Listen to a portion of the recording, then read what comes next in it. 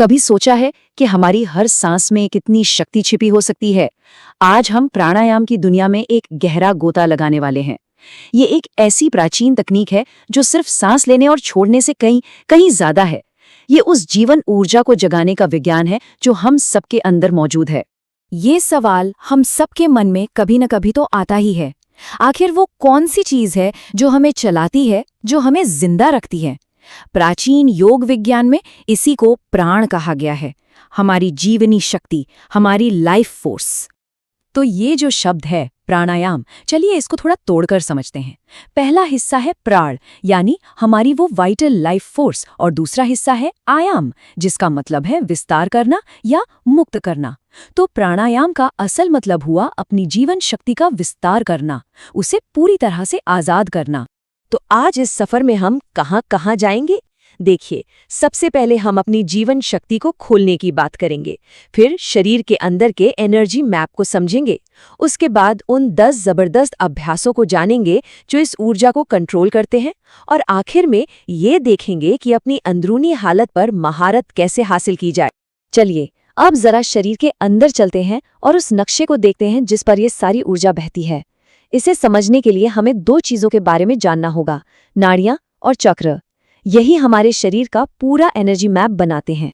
जरा इस नंबर पे गौर कीजिए, 72,000। योगिक ग्रंथों के मुताबिक हमारे शरीर में इतनी ही ऊर्जा की नाड़ियां या चैनल्स होते हैं। ये कोई छोटा मोटा नंबर नहीं है, ये एक बहुत ही पेचीदा, एक बहुत ही कॉम्प्लेक्स नेटवर्क है जो प्राण को, हमारी जीवन शक्ति को शरीर के कोने कोने तक पहुंचाता है। तो ये जो 72,000 नाड़ियां हैं, इनको आप अपने शरीर का एक तरह से एनर्जी हाईवे सिस्टम मान सकते हैं। और दिलचस्प बात यह है कि ये सारी की सारी नाभि से शुरू होती हैं, ठीक वैसे जैसे माँ के पेट में हमें पोषण नाभि से ही मिलता था, और फिर वहां से ये पूरे शरीर में जाल की तरफ फैल जाती है। अब जहाँ ये हाईवे मिलते हैं वहाँ बड़े बड़े जंक्शन या चौराहे तो होंगे ही, है ना? बस शरीर में इन्हीं बड़े एनर्जी जंक्शंस को चक्र कहते हैं। हमारे शरीर में ऐसे 7 मुख्य चक्र हैं जो हमारी रीढ़ की हड्डी के साथ साथ नीचे मूलाधार से शुरू होकर सिर के ऊपर सहस्रार तक जाते हैं। हजारों नाड़ियों में से 2 सबसे जरूरी हैं, और वो सीधी हमारी सांसों से, हमारी नाक से जुड़ी हैं।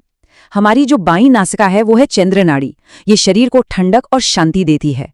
और जो दाईं नासिका है वो है सूर्य नाड़ी, जो शरीर में गर्मी और एनर्जी पैदा करती है। तो ठीक है, अब हमें नक्शा तो समझ आ गया, पर सवाल यह है कि इस ट्रैफिक को, इस ऊर्जा के बहाव को कंट्रोल कैसे करें? यहीं पर आते हैं वो 10 शक्तिशाली अभ्यास जिन्हें प्राणायाम की महाविद्याएं भी कहा जाता है। लेकिन इन 10 बड़े अभ्यासों को शुरू करने से पहले एक तैयारी करनी होती है, एक तरह से सिस्टम को बैलेंस करना होता है। इसके लिए है नाड़ी शोधन। ये हमारी चंद्र और सूर्य नाड़ियों में संतुलन लाता है। इसका एक सीधा सा गणित है, 1:4:2 का अनुपात। मतलब अगर 4 सेकंड सांस ली तो 16 सेकंड रोकनी है और 8 सेकंड में छोड़नी है।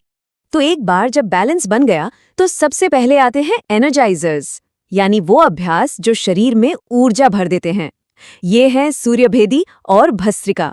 ये दोनों ही शरीर में गर्मी और जबरदस्त एनर्जी पैदा करते हैं ताकि हम किसी भी काम के लिए तैयार हो जाएं। सूर्यभेदी करना बहुत ही आसान है। करना बस इतना है कि दाईं नासिका से सांस अंदर लेनी है और बाईं से बाहर छोड़ देनी है। ये करते ही शरीर की सूर्य नाड़ी, यानी एनर्जी वाली नाड़ी, तुरंत एक्टिवेट हो जाती है। एनर्जी बढ़ाने के बाद अब बारी है सिस्टम को साफ करने की। तो अगले 2 अभ्यास है प्योरीफायर्स, यानी शोधक क्रियाएं। कपालभाति, जिसका मतलब ही है चमकदार खोपड़ी, ये शरीर से टॉक्सिन्स को बाहर निकालता है। और बाह्य कुंभक सांस को बाहर रोककर ऊर्जा को शरीर के अंदर लॉक कर देता है। अच्छा, यहाँ एक बात का ध्यान रखना बहुत जरूरी है। ये दोनों ही भस्त्रिका और कपालभाति बहुत शक्तिशाली अभ्यास हैं, इसलिए इनको अपनी क्षमता के हिसाब से करना चाहिए। चाहे कोई अभी शुरू कर रहा हो या फिर सालों से अभ्यास कर रहा हो, सबके लिए एक सही गति और तरीका मौजूद है। तो हमने एनर्जी बढ़ाई, शरीर को साफ किया, अब थोड़ा शांत होते हैं। अगले 2 अभ्यास हैं द कामर्स, जो हमारे नर्वस सिस्टम को रिलैक्स करने के लिए हैं। ये हैं उज्जाई प्राणायाम और शीतली प्राणायाम, जो हमें तुरंत एक शांत अवस्था में ले जाते हैं। शरीर को ठंडा करने के लिए 2 बहुत दिलचस्प तरीके हैं। पहला है शीतली, जिसमें जीभ को एक स्ट्रॉ की तरह मोड़कर सांस अंदर ली जाती है, और अगर किसी के लिए जीभ को ऐसे मोड़ना मुमकिन नहीं है तो कोई बात नहीं, उसका भी एक विकल्प है, शितकारी। इसमें बस दांत भींचकर एक सुस की आवाज के साथ सांस अंदर लेनी होती है। अब आते हैं दो और संतुलन बनाने वाले अभ्यासों पर, चंद्रभेदी और भ्रामरी। ये दोनों ही टेक्निक्स रिलैक्स करने, स्ट्रेस घटाने और कह सकते हैं कि एक अच्छी नींद की तैयारी के लिए बेहतरीन है। चंद्रभेदी सूर्यभेदी का ठीक उल्टा है और भ्रामरी में हम वाइब्रेशन का इस्तेमाल करते हैं। भ्रामरी का अनुभव बहुत ही अनोखा होता है। इसमें सांस छोड़ते हुए एक मधुमक्खी जैसी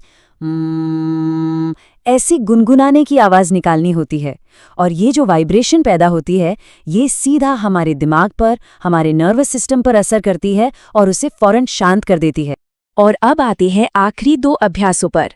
ये है ध्यान, श्वास। यहाँ हम सांस को आवाज के साथ मिला देते हैं।